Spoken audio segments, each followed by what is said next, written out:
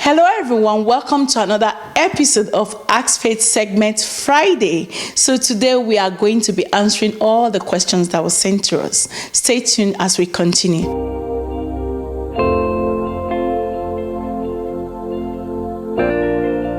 All right. Thank you. So today, our first question today came from Joy. So she also indicated her name. She said, good day, my name is Joy. I'm a Jehovah Witness and I'm in love with someone, not a Jehovah Witness. I love him very much and he loves me so much too. We are even planning to get married. But my parents are strongly against it and demand I marry a Jehovah Witness person. I have tried talking to my parents, but it's not working. What should I do? Whoa, all right, Joy. I believe you're in a very tight corner right now. And what you should do, this is not something that is easy because your parents are actually involved. But one thing I would say is that if both of you actually love each other, I believe the love should supersede and surpass that religion, right? Both of you can work things out because of that love. So your religion shouldn't be a barrier to that love. So with that love, you can actually climb any mountain. So if you believe in your love, both of you can work together. All right. So just keep that faith and work together. Since you believe in your love can move that mountain. All right, that shouldn't be a problem. So think about it and work with your partner. I believe your love will triumph and you guys will win. All right, Joy, thank you very much for contacting Ask Faith segment, and I hope this advice will help you. Thank you.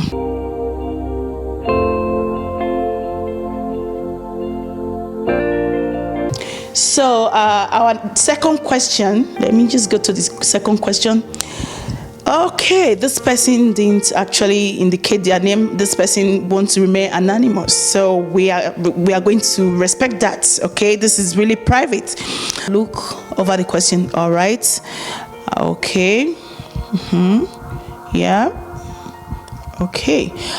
Basically, what this person is saying that she have a sister who has 4 children, and all the kids are girls. And she said her husband is making life a living hell for her because she have 4 girls, and the husband is threatening her that he's going to get married to somebody else because she cannot produce a male child. So she is now saying that what can she do? She tried to convince her husband, but the husband is not listening. What can she do to convince her husband? All right, thank you very much. This is a very serious issue right now. But however, what we'll do is the advice we have for you is to know that first and foremost, this issue is not something that is in your power. It's beyond your power. This is something that has to do with a biological factor. Okay, you having a male or female child is not something that you can control. Or whether you have a male child or female child, this thing is more than your power. So what I would suggest you do, since you are in this kind of situation, since your husband, you are afraid to convince your husband, you have to seek help. look for somebody that your husband respects or fear. It can be your pastor, a doctor, or a family member that your husband actually pay attention to or respect a lot, so that they can help you talk to your husband. Because the fact that you're having all females is not something that is in your control. This is something that has to do with biology. So you have to know that. So find somebody that can talk to your husband to let him know that this is not your fault. These are all biological factors. It is in your gene and his gene too that comes together, and you guys make the baby. So this shouldn't be a blame game at all. So try and do that. That is one of my advice. All right. And again, we should all appreciate children. This is not, we should be appreciative. Some people are looking for one they can't even have. Yeah, you have 4 healthy children, but yet there's an issue because of their sex. Sex shouldn't be a big factor when you have kids. All right, thank you very much. So we are going to address the next question. All right, our next question is from Audrey. Audrey is 19 years old. This is what she said. She said, I just got into high school some time back before the COVID. My peer group are seriously trying to hook me up with a guy. Though he's hot, but I feel I'm not ready, but the pressure is really getting to me. I'm confused. What do I do? All right, Audrey, thank you for contacting Ask Faith segment. Yes, you said there's a pressure. We normally talk about peer pressure when it comes to teenagers. I think you've done the right thing by actually contacting us. I will suggest that you shouldn't yield to that peer pressure. Follow your heart, because you know in your heart that you're not ready. And when you're not ready, that is true.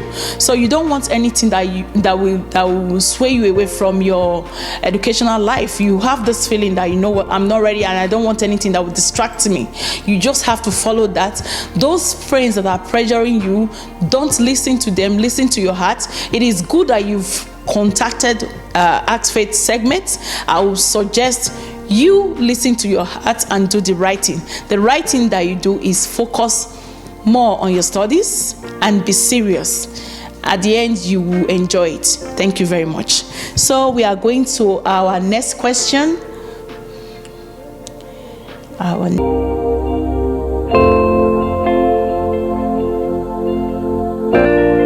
Next question. Okay, the last question. I think this is the last question for the day. This person says his name is Sheung. Hey, I'm Sheung. I'm supposed to have gotten married before this COVID-19 came up. My wife to be seriously want us to carry on with the wedding, whether there are people or not. But that is not how I want my wedding, because it is a one-time thing. This is causing issues between us. What should I do? Whoa.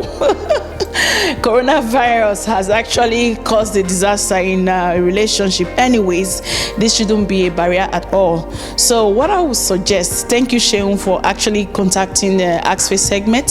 So what I would suggest in this case is that you want your wedding, you have a dream of the kind of wedding that you want, right?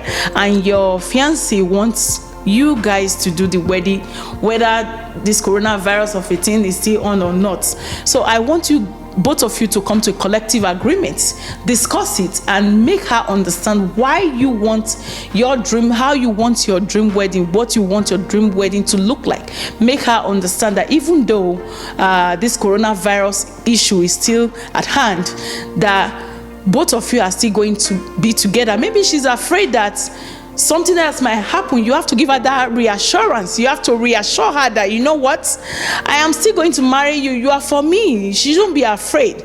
So first of all, you have to ask, why is she afraid that I'm not going to forge ahead with this relationship?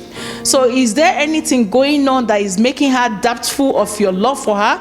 So if there's anything going on, then you shouldn't blame her. So you have to reassure her, give her that assurance that I am for you anytime, any day, and we are going to make sure that our wedding is big, and that is it.